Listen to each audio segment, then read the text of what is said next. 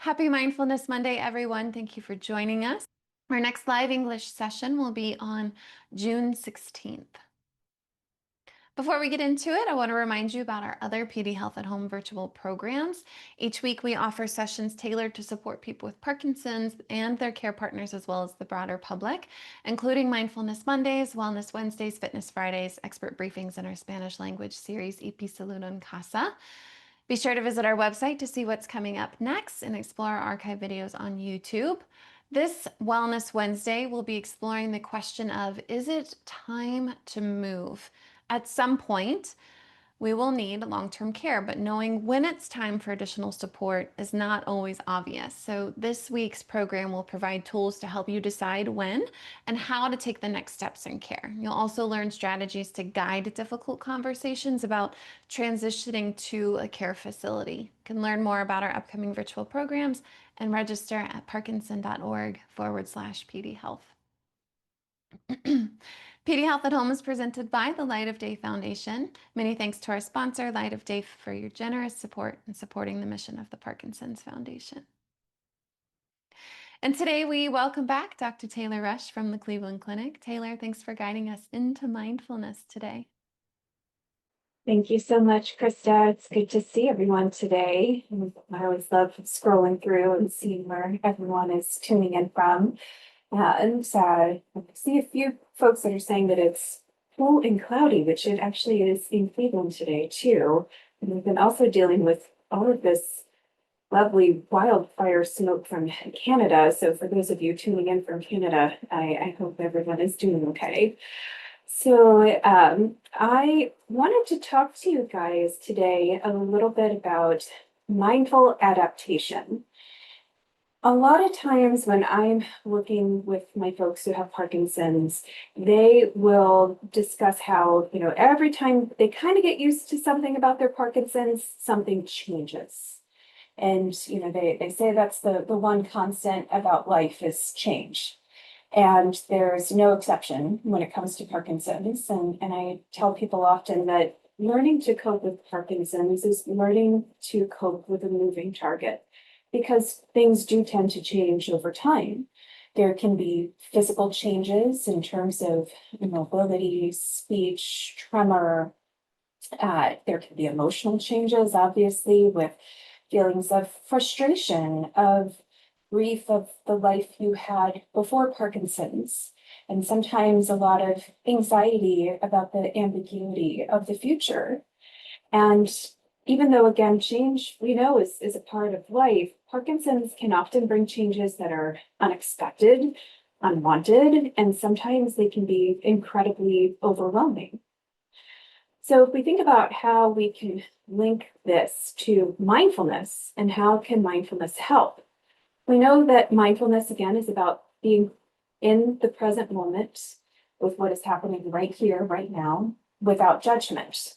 How do we notice our experiences? So how do we notice how we're thinking, how we're feeling, how our physical sensations are doing as they arise? And then how can we meet them with curiosity and kindness rather than resistance or criticism? So oftentimes, if it's something that's unwanted or unexpected, we aren't always too happy about it coming up. And so there is this knee-jerk reaction to try to resist against it, which often requires a whole lot of energy and sometimes ends up making the situation even more overwhelming than it was initially. So when we think about mindful adaptation, it's how do we bring this gentle awareness to changes that we experience? So instead of fighting or resisting or wishing things were different, how do we learn to notice what's happening? And how can we respond with flexibility and self-compassion? And there's the old saying that goes along the lines of, the trees that bend are the ones that weather the storm, right? So when we think about this in terms of Parkinson's, such as like the tremor, right? So a lot of times people will report to me that when their tremor worsens, they get frustrated. And when they get frustrated, their tremor worsens. And then that can make it more difficult to eat, to write, to button their shirt, to do things with any dexterity. And so how, instead of getting frustrated and trying to just do it more, maybe taking a mindful breath, noticing the sensations of frustration, the sensations of the tremor, acknowledging how those are affecting you, and then bringing your attention gently back to the task. Maybe even saying to yourself, okay, this is challenging right now, and that's okay. It's understandable why it's challenging. And then adapting by maybe, again, taking a deep breath, taking a short break, asking for assistance with something, and again, approaching each step with patience and curiosity. Same is true with movement. So a lot of people will tell me that, stiffness and slowness can make it hard to move about or exercise as they once did. And so how can one practice mindful movement? By tuning into the body's limits on any given day, because we know with Parkinson's, things aren't necessarily the same day to day. There's some days that are better, some days that are worse. So while stretching or walking, maybe noticing each movement and what your body might be telling you without that judgment.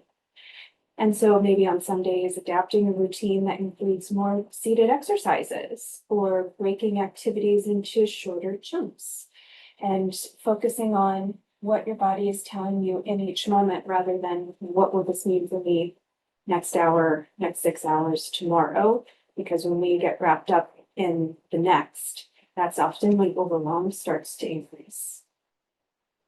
And when we think about this and we try to break it down, as in these examples, there are kind of three parts to adaptation. So one is just awareness, noticing what's changing.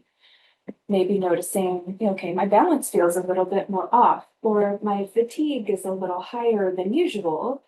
Or with mood, maybe you're noticing that you're a little shorter with people than you used to be. Your patience is a little less, or your interest in things isn't quite what it once was.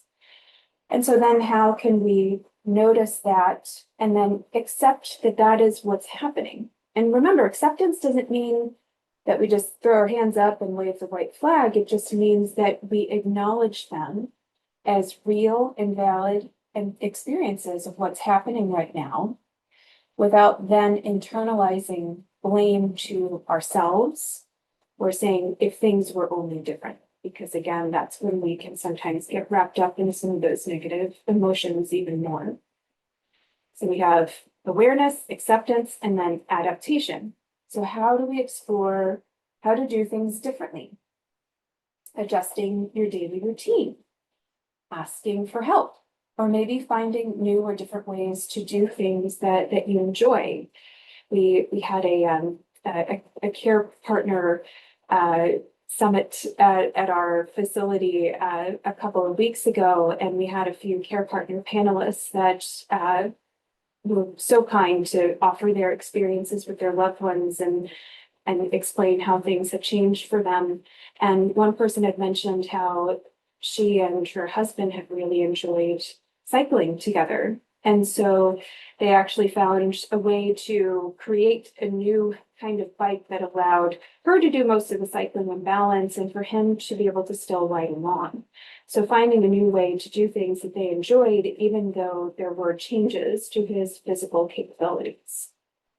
So how do we respond to situations in the most helpful way possible so that we can adapt to what is, not what we wish it were or what once it was, right?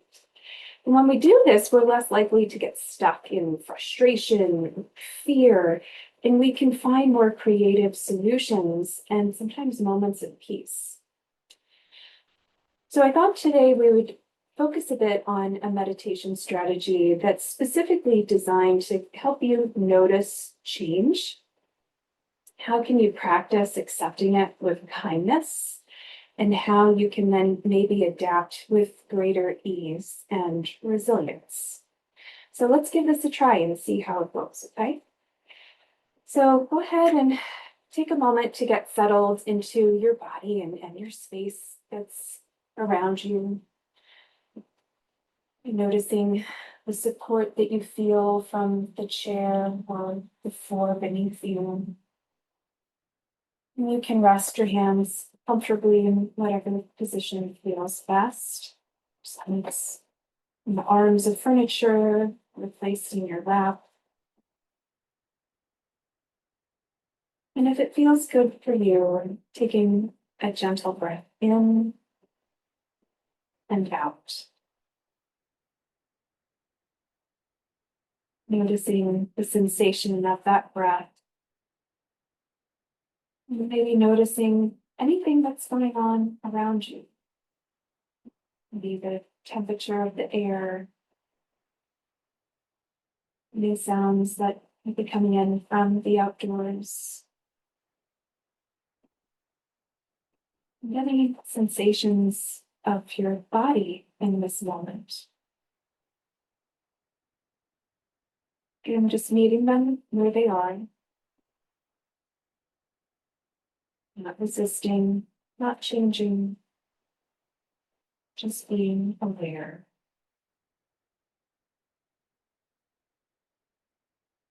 And remember, you always have the anchor of your breath. If any other sensation starts to feel overwhelming or uncomfortable, you can always come back to the safety of the sensation of your breathing. So at any point during this meditation, that can be your fail-safe.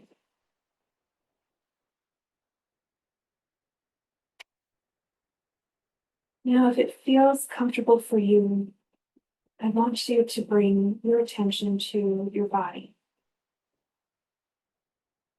Noticing any sensations. Some might be speaking very loudly. Some may be whispering.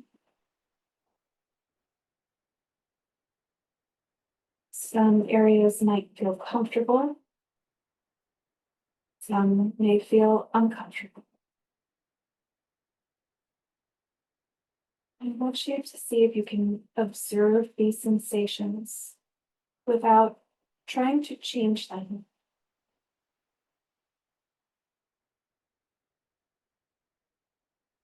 So if you notice tension, fatigue, tremor, simply acknowledge it. This is here right now.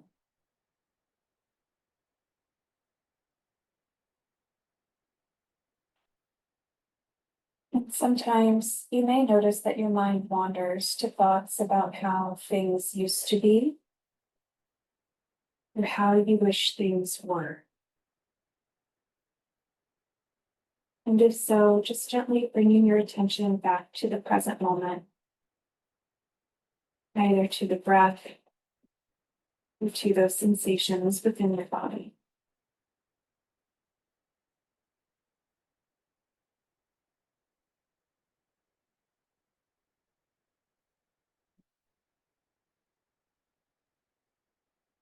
And as you notice those sensations, and perhaps any emotions that come along with them,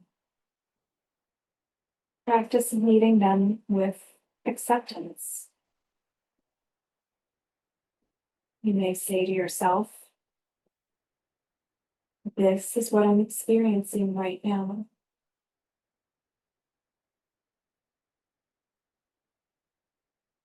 Frustration, sadness, and perhaps peace and calm.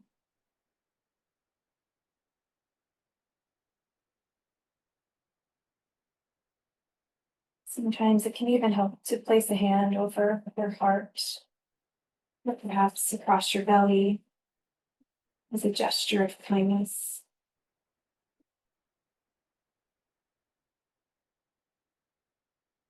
We are deeply rooted to touch. And even when it's us touching ourselves, it can provide a feedback loop that helps us to stay present.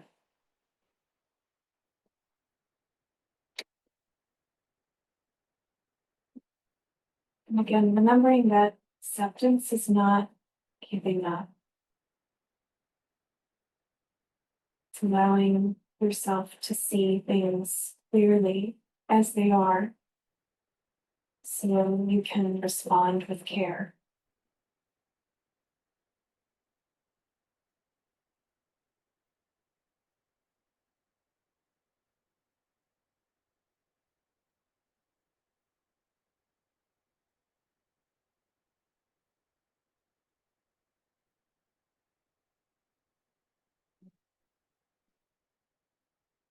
Now, if it feels okay to do so, I want you to bring to mind one change you've experienced recently. Could be a big change, could be a very small, subtle change. I want you to consider how this change feels in your body and your mind.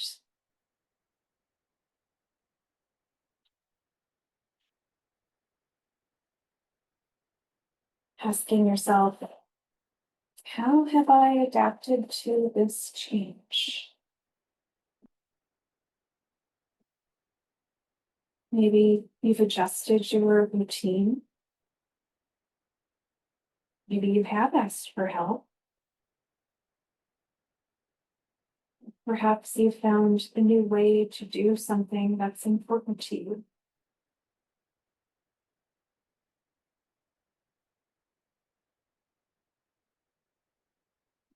And if you're facing a change that feels particularly challenging,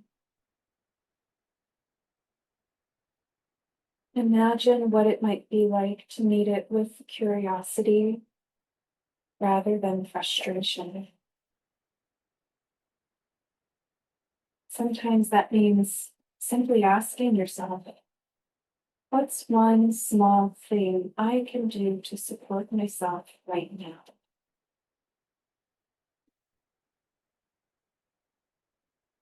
Being open to any ideas or feelings that arise without judgment, which is always the most challenging part.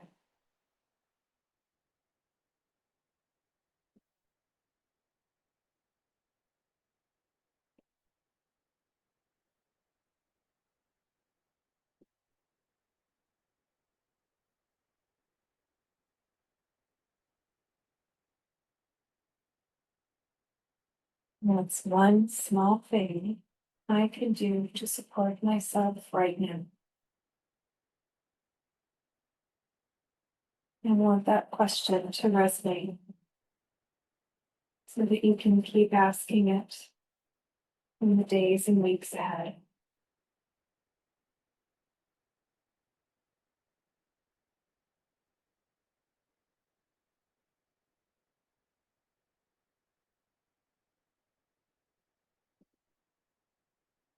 It's a seed that once planted can grow exponentially and foster much needed self compassion.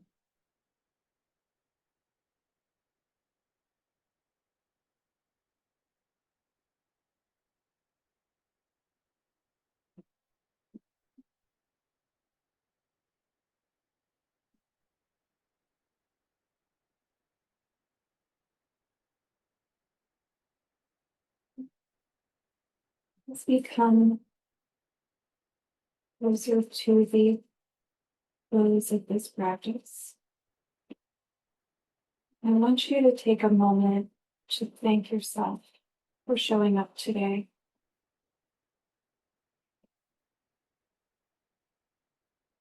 Change is incredibly hard for everyone.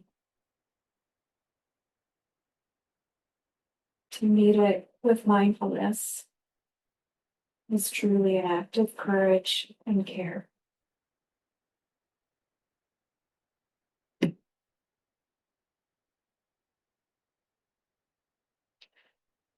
If you'd like, we can close with a quiet mantra that you can say to yourself.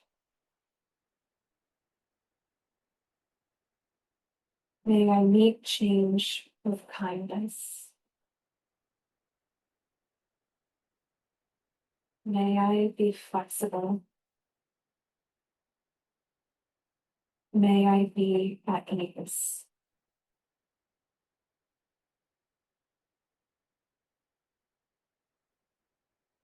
May I meet change with kindness.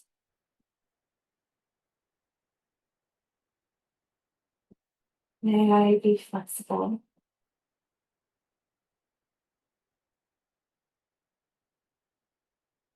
May I be at ease.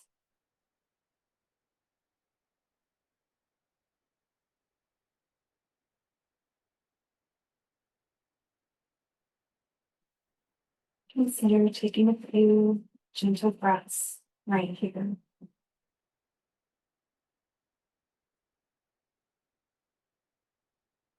Anchoring to my moment.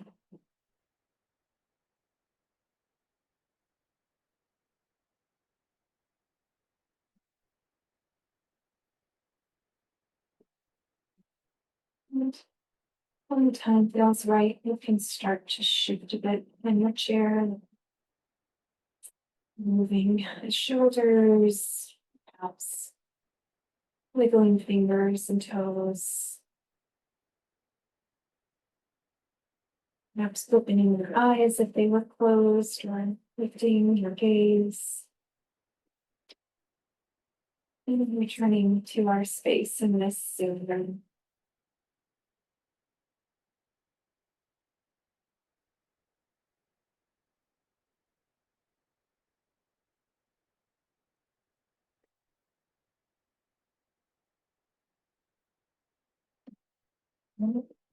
Starting to see some eyes open, wiggling going on.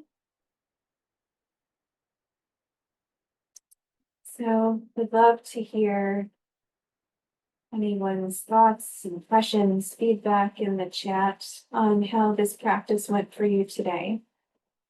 I'm always curious about your guys' experiences because it's always so unique with every group, with every practice. It's always something new and different. Just the wonderful thing about mindfulness is practicing the beginner's mind, right? So that we can approach each experience with fresh eyes. So always love to hear what your experience is. Someone asked, what was the third may I be? So it was, may I meet change with kindness? May I be flexible? May I be at ease? And I do have those that I can put in the chat for you guys as well.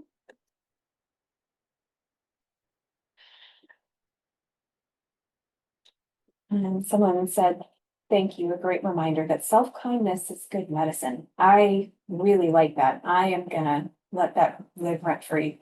That's a really good one. Self-kindness is good medicine. And there's actually a very interesting book called Compassionomics that talks about the power of compassion in healthcare and how it's not just a good practice for medical providers, but it actually makes a difference in patient outcomes. And so I think that there is a lot of resonance for that is backed by research. So thank you for sharing that, Molly. And someone said rerouting irrational and negative thoughts with kindness. I think so often our knee-jerk reaction is to say, oh, don't say that. That's, that's not right. That's not helpful. That's, and we get really finger waggy with ourselves. So to be self-compassionate in those moments can really shift that dynamic quite a bit and sometimes allow us to let them go a little bit easier. And someone had mentioned that it helps to slow the tremors, which sometimes it does. Sometimes if anxiety or stress is adding to tremors and we're able to take that layer off, it can reduce some of the intensity of the tremor at times. Let's see here. Be curious, not judgmental, which is a quote by Walt Whitman. Thank you for sharing that. I haven't heard that one, but glad Walt was on board with what we're trying to do here. And someone had said that for them, walking is a challenge, but they had not yet practiced self-kindness in the midst of that challenge. So I hope that you are able to maybe experiment with that a little bit now that we've done this practice. Someone said kindness, flexibility, and at ease. Thanks. I tend to get frustrated easily. I think a lot of us do, especially if we notice that there are certain things going on around us and we are much shorter than perhaps we normally would be. That's usually a good sign that, okay, something's up, something's going on with me. Things are getting under my skin. Because sometimes we notice and sometimes we don't. It's like the frog that doesn't notice that the water starts boiling because it starts in a cold pot, right? So sometimes we got to recognize, when is that water boiling? Let's see. And we're discussing changes related to PD that have never been accepted, and that sometimes it can hit harder than others, which is absolutely true. And I think those are the days that we really need to be kinder to ourselves, is when we know that it's a rough day, when we know that our heart is a little bit more on our sleeves. Kindness and grace as I continue to cope with challenges related to relationships. Oh, yeah, some of those feelings are incredibly tough. And I think, so often I end up talking to people about some of those shifts in relationship dynamics and how it changes over the course of Parkinson's, and how do we maintain connection sometimes, and how do we grieve the ways in which connection has changed.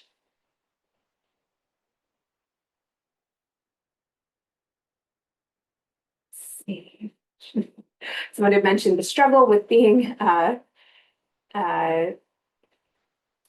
in a situation with a lot of external noise, and how that can sometimes be a challenge, which I think, in those situations, as I've talked about in the past, I think doing your best to incorporate it as part of your experience. Okay, so if there's things that are clanging around you, if there's ambient noise that isn't so ambient, how do we, instead of saying that shouldn't be here, say, okay, this is just part of the experience right now. This just may be part of what I have to deal with in this moment.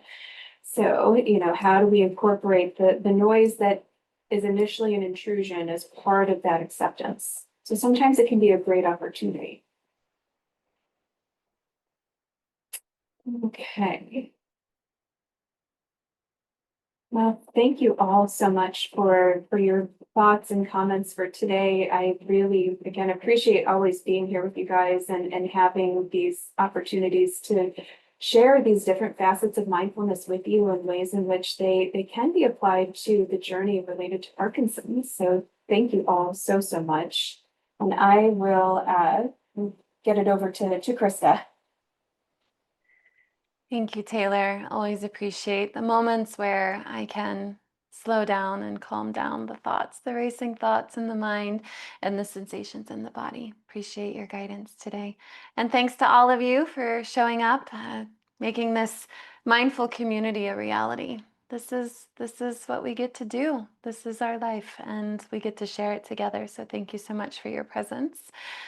Between our sessions, please don't hesitate to reach out to us. We have a comprehensive website with many more resources that addresses everything related to Parkinson's. All that information is there on the screen. And if you'd like, you can call our helpline and get directly connected to Dr. Rush, and maybe she'll see you on her book someday. Until our next session, my friends, may you find those precious moments of stillness, a gift throughout the days and nights ahead. Until soon, be well.